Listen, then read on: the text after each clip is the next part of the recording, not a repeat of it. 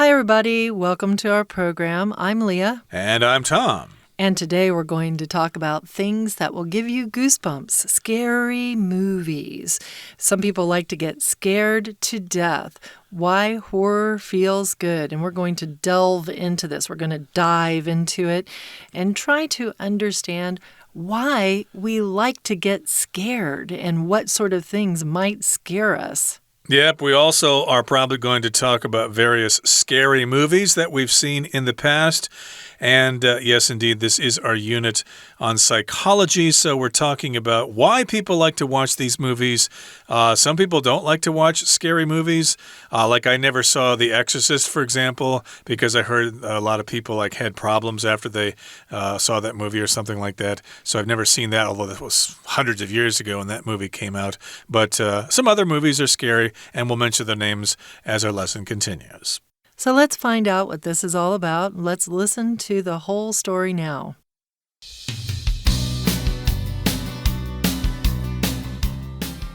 Take a look at the movies in theaters at any time of the year, and you're likely to see at least one film that could be classified as horror, especially now when the world is full of threats to our health and safety.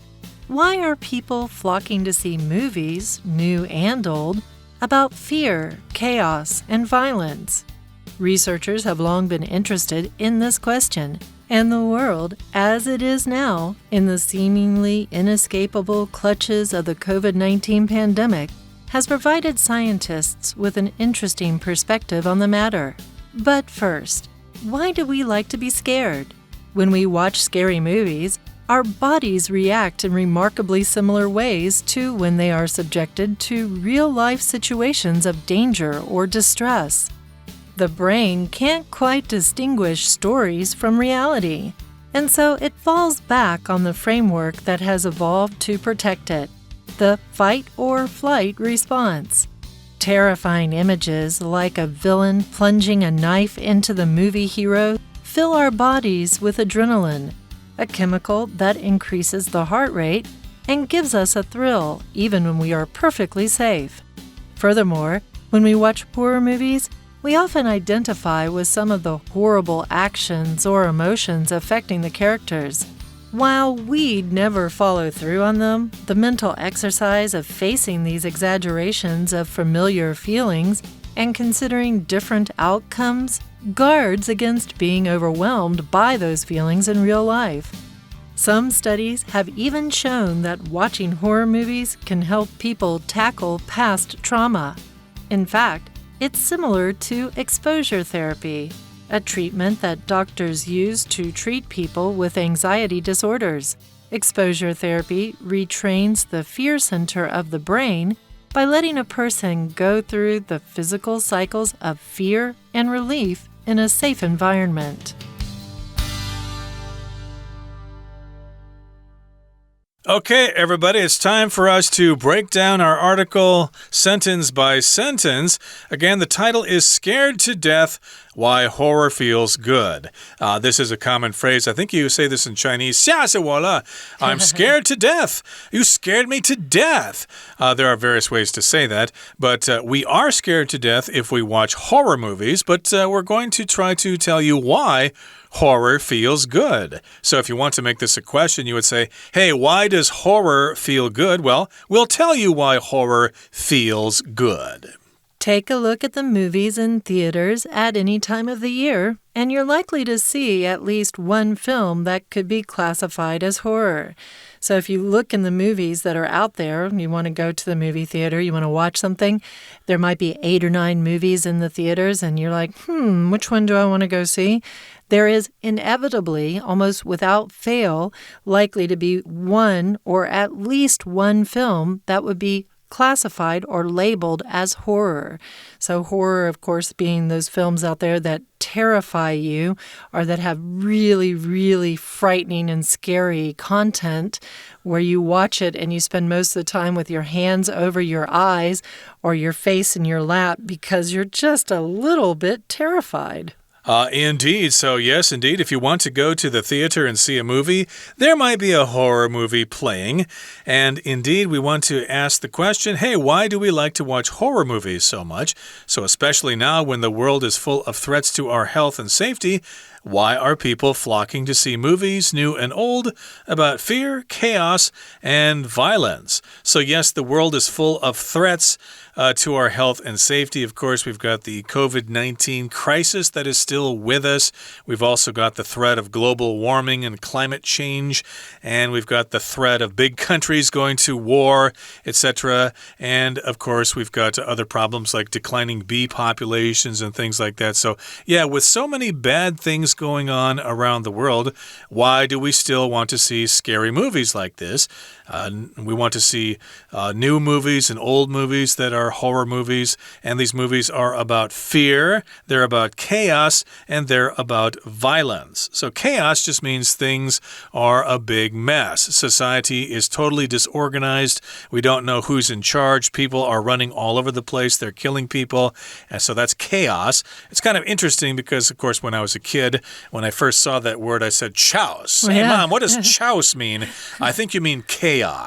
It's kind of a weird pronunciation there, but yes, we say chaos. And people are not just going to the movies to watch these things during these times of chaos and violence. They are flocking to see it. I love this usage of these words here, flocking to see the movies. So that means they're going in great numbers, right? You think of a whole bunch of birds, like a flock of birds, a flock of seagulls, if you know the band. Then if you're flocking to see something, you're going with about 500 people to get something. So in Taiwan here, folks might flock to the store to hit a sale, right? And you see a huge line up outside flocking in to get that sale. Following on, it says, researchers have long been interested in this question, the question of why, when we've got such a mess going on, why do you want to watch something scary? Researchers find this an interesting question. So they also say that, and the world, as it is now, in the seemingly inescapable clutches of the COVID-19 pandemic, has provided scientists with an interesting perspective on the matter. So scientists are looking into this matter.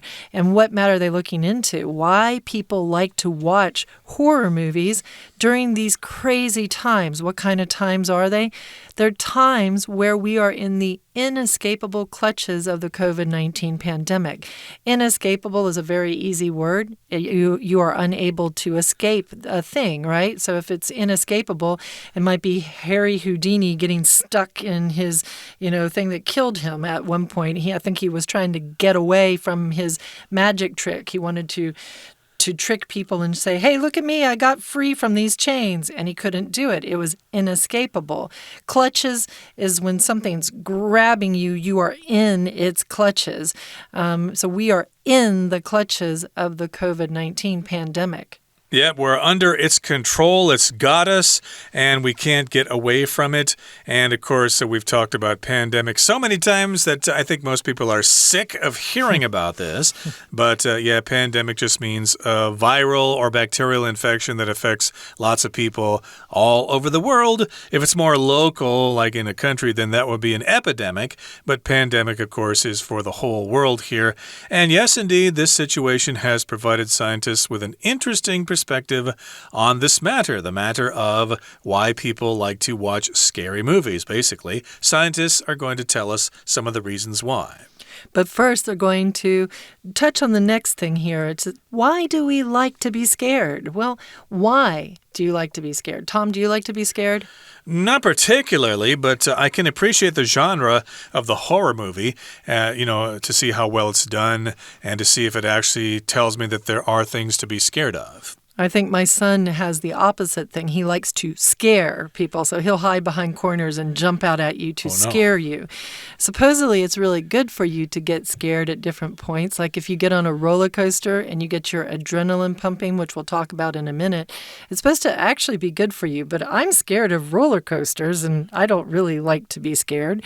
So when we watch scary movies, our bodies react in remarkably similar ways to when they are subjected to real-life situations of danger or distress. So our bodies respond. Our bodies do a lot of things for us that we don't even know they're reacting to. Sometimes if you have an allergic reaction to food, you might not know it for 6 or 7 years because your body reacts to it in just these little ways, and you never know what's going on with you. You might get a stuffy nose after drinking milk or something like that, and you don't know. Your body is reacting to that. And in a similar way, your body reacts to being scared, and it reacts in remarkably similar ways. Remarkably means worth noting or worth remarking on, worth commenting on. Right. Remarkably, of course, is an adverb. Remarkable is the adjective. For example, when I was a kid, lots of people said, "Hey, Tom, you look remarkably like your brother. You guys look very similar." And it was true they would always mix us up and stuff like that. They would call me Scott and him Tom or something. But indeed, we were remarkably similar in appearance. But our bodies react in remarkably similar ways to when they are subjected to real-life situations of danger or stress. Basically, that means we get scared when we watch movies in the same way we get scared when something happens to us in real life. We almost get run over by a car, or a bad person tries to steal something from us. We get scared kind of in the same way. And the reason why that is that the brain doesn't know the difference. It can't quite distinguish stories from reality. So to be able to distinguish something, it means to be able to tell the difference from one thing to another. So the brain can't quite distinguish stories, things that are just a story or a movie that you're watching, from real life, reality.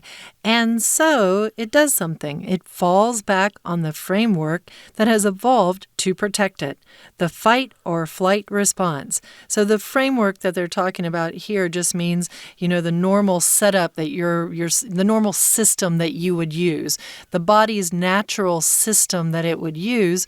Well, it would be to fight or flight. If you fight, you're like if someone would come up to you and start getting in your face and want to attack you, they say you're going to have one of two responses. You're either going to just kind of automatically go, ah, and punch them in the face, or start, protecting yourself right there and then and not going anywhere. Or you're going to flight, and that means you're going to run. You're going to get out of there. You're going to go, ah, and run away as fast as you can. That's right. So you might stay and fight, or you might flee. You might try to run away. So again, the brain can't tell the difference between reality and fantasy. So that's why these movies are so effective. And we'll continue talking about this subject in just a couple of seconds. But right now, we're going to take a break and listen to our Chinese teacher.Hello， 我是派老师。今天讲解的是1月份 Unit 14 Scared to Death Why Horror Feels Good。 这是第一天的课程内容。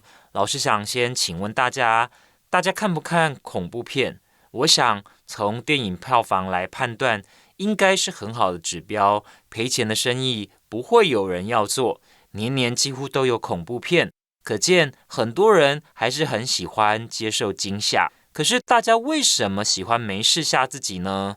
这是一个心理学家感兴趣的问题。我们现在一起看看这个单元的学习重点吧。请看到第一段的第二句，请同学注意有一个动词片语 Why are people flocking to 的这个 flock， 请同学呢画起来。那通常我们知道这个字它可以有名词的用法。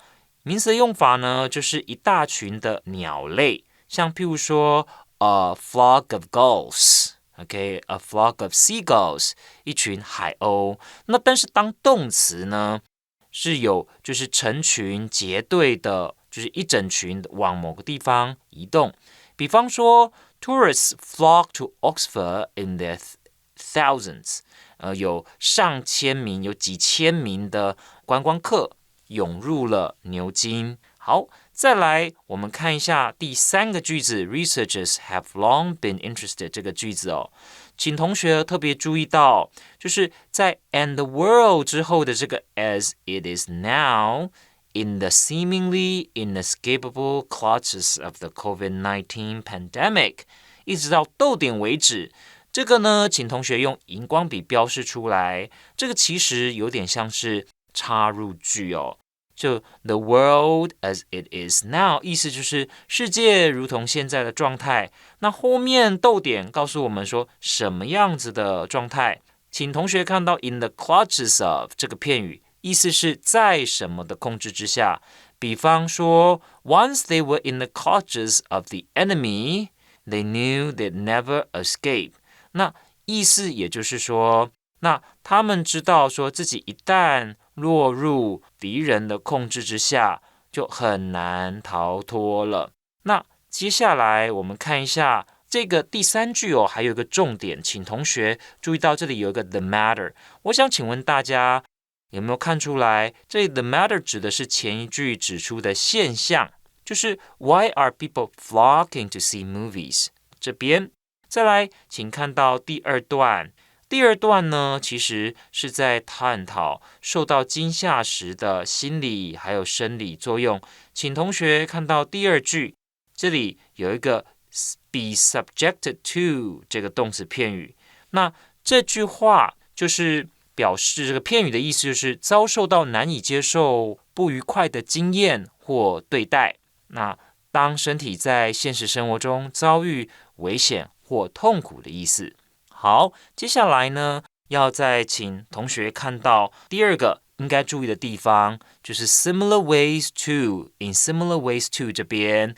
那其实我们也可以调整一下字的顺序，或许同学会比较容易了解，就是 in ways remarkably similar to， 把 remarkably 这个副词做位置的调整。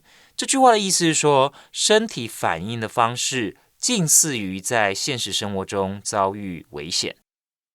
We're going to take a short break now, but please stay tuned. We'll be right back.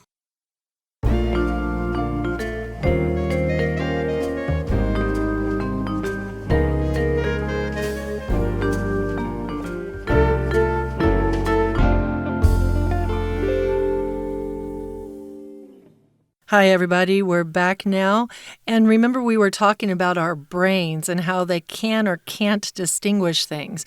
We didn't really go into distinguish too much, so I'd like to mention that. If something is very distinguished, it's very good looking, it's very handsome looking.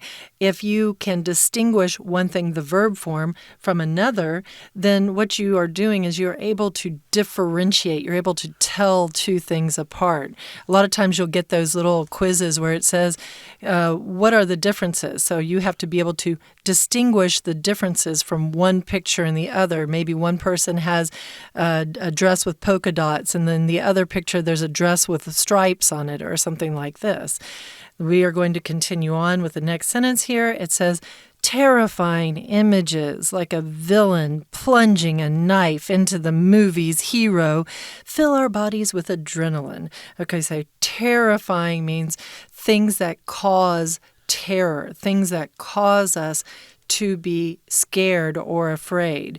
Terrifying images are images that cause us to be super scared. And one version of something that might make you super scared is if you see a villain attacking a hero. And what are they doing? They're plunging a knife into the hero's bodies. And the plunge here is it's an action with a fast motion most of the time. You're like if you think of plunging the toilet, when the toilet gets stuffed up, you're going to go whoop, whoop, whoop, and then everything's going to go away, hopefully. You're going to use your plunger on the toilet and make a fast motion. So plunging a knife, you're really moving fast, and with some power, you're putting it into someone's body. Indeed, so that can be quite terrifying, which means it's scary, and I think we can all think of a scene in a movie where we saw that the good guy was stabbed by the villain, and of course that makes us feel really sad, but it also fills our bodies with adrenaline, which is a chemical that increases the heart rate and gives us a thrill even when we are perfectly safe. Now, adrenaline is a hormone, I believe, that is released when we're in a high-stress situation. If you're climbing a tall building or something and you're really scared, then your body will release this hormone, and it should supposedly increase your reaction time to things. It's actually done to help you. Now, the next thing we're going to talk about is something that doesn't really go with me. This is not my case. It says, furthermore, furthermore, so going further along, when we watch horror movies, we often identify, we connect with some of the horrible actions or emotions affecting the characters. I guess you can be affected by the horrible emotions coming from the bad guy, but I guess you can also have the horrible emotions that the victim is feeling. So I guess I would feel some sympathy or empathy for the guy who's getting hurt, but I don't tend to feel any real close connection to the bad guy, which is what they're kind of talking about here. While we never follow through on them, the mental exercise of facing these exaggerations of familiar feelings and considering different outcomes guards against being overwhelmed by those feelings in real life. So going and plunging a knife in someone, you're not going to do that, hopefully, ever in this lifetime. And while we'd never follow through on them, we'd never actually do it, the mental exercise of facing these exaggerations of familiar feelings and considering different outcomes guards against being overwhelmed by those feelings in real life. I guess all this is trying to tell us is that if we see these things acted out on screen, then it will help us stop doing those things in real life, I suppose. I like the word exaggeration. If something is an exaggeration, it's a lot more than what it actually is. So if somebody's behavior is exaggerated, then they're doing things with like really big motions when all they really needed to do was walk from spot A to spot B. But they are exaggerating their actions, maybe waving their arms, taking big goofy steps. And you can exaggerate your behavior. You can exaggerate your facial expressions. People can exaggerate how important they are. And those are all exaggerations. So that's the noun form, right? So if you go out and you say, yeah, last night I went out with, I think it was Brad Pitt, and he really liked me and said, hey, why don't we be in a movie together sometime?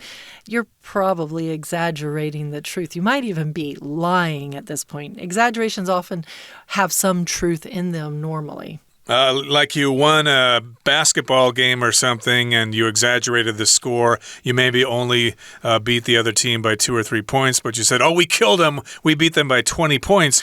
You're exaggerating there. But that's the verb form, and an exaggeration is the noun, and this is countable. So we have an S here, exaggerations, and you'll see those on screen in a horror movie. And then, of course, if you see those exaggerations, you'll recognize your feelings, and then you'll kind of be trained in the outcomes there. You'll see what happens in the movie there, and therefore, I guess, you won't let those feelings take over you, or they won't overwhelm you when you see them in real life. I guess it sort of trains you to handle similar situations in the future. And that's what the next few sentences are continuing on to talk about, because some people get absolutely shocked and startled by things in their life, and maybe they have that fight or flight response, or they just have what might be a panic attack where you just freeze and you can't move and you can barely breathe and you feel your heart beating 100 beats a second, not even a minute, but a second,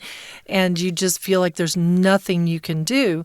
And you need to fix that. You need to find ways to make those sorts of feelings get better. So some studies have even shown that watching horror movies can help people tackle past trauma. So it can help people get over those things in the past that have caused them trauma, that have caused them pain or suffering or damage. And by tackling here, it is a little bit like when you're playing football and you go up and you take a guy and you throw him to the ground and you tackle him. You tackle the quarterback or something like that, because you're taking your past trauma, your past bad experiences, and you're knocking them to the ground and you're getting over them and you're picking yourself back up and you're being resilient and you're moving forward. And they're saying that maybe horror movies can help this. Right, if something bad happened to you in the past, watching a horror movie might help you deal with that trauma or deal with that bad situation. You might not feel so bad about the big bully who bothered you back in school. Now, in fact, it's similar to exposure therapy, a treatment that doctors use to treat people with anxiety disorders. So if you have an anxiety disorder, you might undergo exposure therapy. And exposure therapy retrains the fear center of the brain by letting a person go through the physical cycles of fear and relief in a safe environment. So basically, I guess they're exposing you to that stressful situation again so that you can learn how to deal with it. And I guess the same happens when you're watching a horror movie. For example, if you're scared of spiders or you're scared of snakes, then maybe they will put you in a room with a harmless spider and you have to open up the box to find the spider. You're going to have a panic response to it. They're going to tell you the spider is perfectly fine, put it on your hand, and this is you being exposed to spiders to try to get over your fear of spiders. We're going to talk about this more tomorrow, and we're going to continue on with our topic as we look at other kinds of scary movies or some special scary movies that, well, kind of hit home these days. Okay, so let's now listen to our Chinese teacher. Stay tuned, we'll be right back. 第三段，第一句，请同学看到 Furthermore, when we watch horror movies, we often identify with some of the horrible actions or emotions affecting the characters. 请同学把 identify with 画起来，是认同、同理的意思。这句话就是说，我们经常会同理一些影响角色的恐怖行为或情绪。那比方说Children usually identify with the hero. 那一般小孩子看故事、看电影，他们呢通常都会认同里面的英雄、里面的主角。再来，我们看到第二个句子 ，While we never follow through on them 这个句子，请同学把 follow through on 画起来。这里的动词片语 follow through on 意思是不会再有后续的动作或发展。那再来，请同学继续看到这个句子的后面，就是 And considering these different outcomes guard against being overwhelmed by those feelings in real life. 请同学把这个 guard against 画起来这边的 guard against 意思有预防之意，这个 guard against 就有预防之意，防止我们在现实生活中被这些感受所击倒。好，接着呢，请同学看到第三个句子，有一个重要的词语搭配，就是处理过去的创伤 tackle past trauma。接着，请同学呢看一下我们看到第五个句子 exposure therapy 是暴露疗法。好，那以上呢就是我们针对这一天第14单元所做的中文讲解，谢谢大家。That is it for today. Thanks for joining us, and please join us again next time when we continue to talk about horror movies or scary movies and why we like to watch them so much. From all of us here at English Digest, I'm Tom. And I'm Leah. Goodbye. Goodbye.